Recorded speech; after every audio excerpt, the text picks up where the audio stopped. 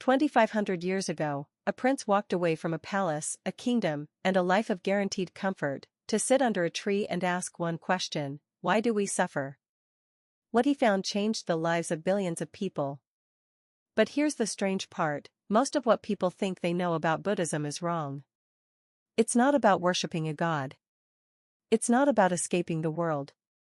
And it's definitely not about being calm all the time. So what is it, really? Let's find out. His name was Siddhartha Gautama, born around the 5th or 6th century BCE in what is now Nepal, into a wealthy ruling family. According to tradition, his father tried to shield him from anything unpleasant: no sickness, no old age, no death, nothing but pleasure and comfort inside palace walls. It didn't work. At some point, Siddhartha left the palace and encountered what are known as the four sights.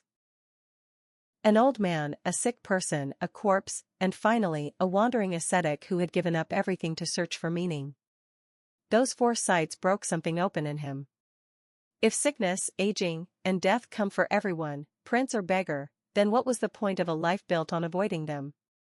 At 29, he left his palace, his wife, and his newborn son, and became a wandering seeker himself. For 6 years he tried everything. Extreme luxury, then extreme self-denial, starving himself almost to death. Neither worked. Then, sitting under a fig tree, later called the Bodhi tree, the tree of awakening, he tried a different approach: neither indulgence nor punishment, but balance. The middle way. It's said that after a night of deep meditation, he woke up to a completely different understanding of reality. He wasn't a god. He wasn't a prophet receiving a message.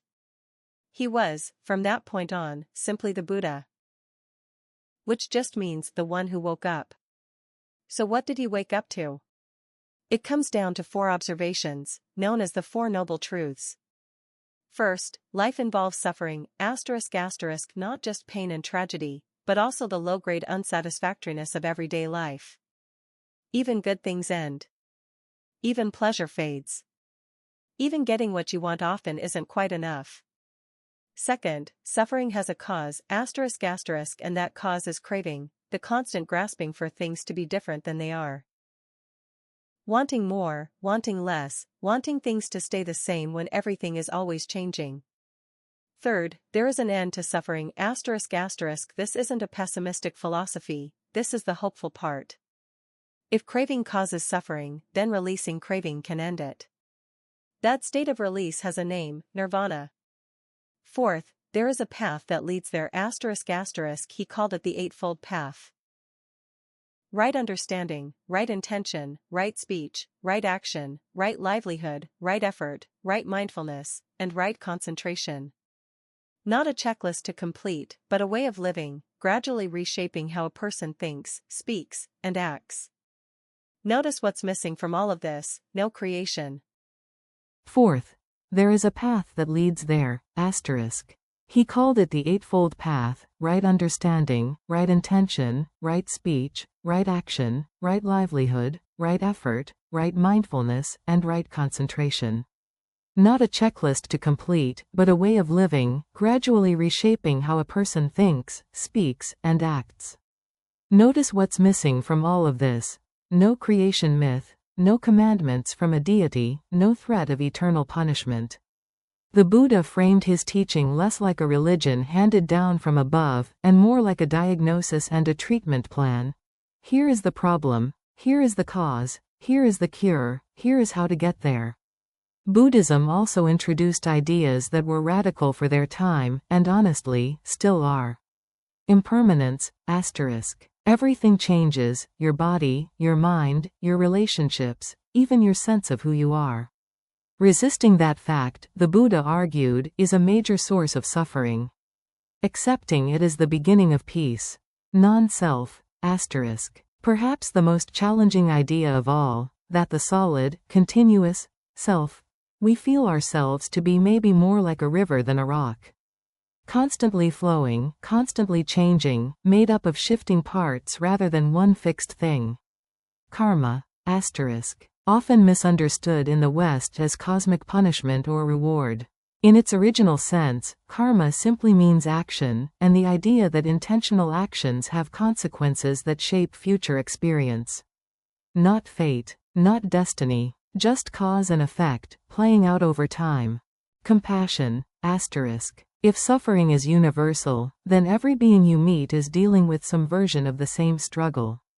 That recognition is meant to produce not judgment, but compassion, for others, and for yourself. None of these ideas ask people to believe something on faith alone. The Buddha reportedly encouraged his followers to test his teachings against their own experience, rather than simply accepting them because he said so.